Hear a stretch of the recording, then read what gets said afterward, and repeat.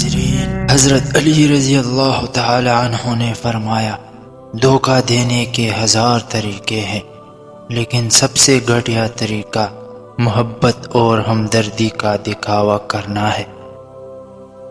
سورہ انعام جس مریض پر بھی پڑھی گئی اسے اللہ تعالی شفا عطا فرماتا ہے۔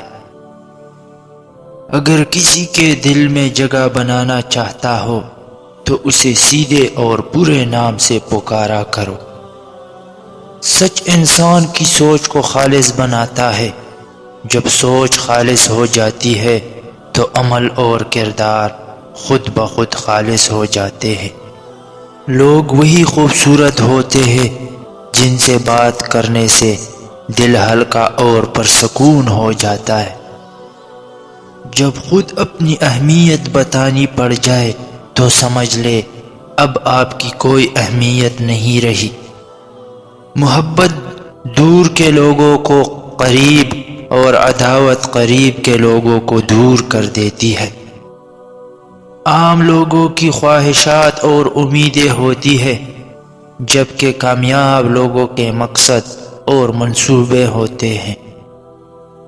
تم کیوں گھبراتے ہو مقدر کے فیصلوں پر؟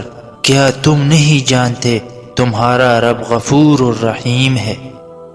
انسان کی فطرت ہے کہ وہ کسی بھی چیز کی صرف 2 بار قدر کرتا ہے، ایک ملنے سے پہلے اور ایک کو دینے کے بعد۔ عمل کے بعد نتیجہ نیت کا نکلتا ہے۔ لوگ سمجھتے ہیں قصور قسمت کا ہے، کیا پتہ اس آزمائش کے بعد تمہاری دعاؤں کا پورا ہونا لکھا ہو۔ سب سے پہلے دعا کے بعد صبر، صبر کے بعد یقین، پھر آپ کا سفر بہترین۔ صرف اللہ تعالیٰ کی ذات جانتی ہے کہ کسے کب کہاں اور کتنا عطا کرنا ہے۔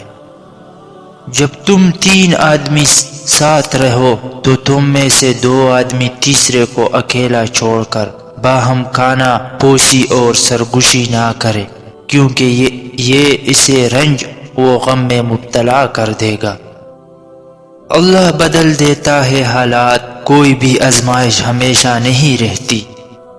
ہر چیز کا وقت مقرر ہے، ورنہ دعا تو کوئی بھی رد نہیں ہوتی۔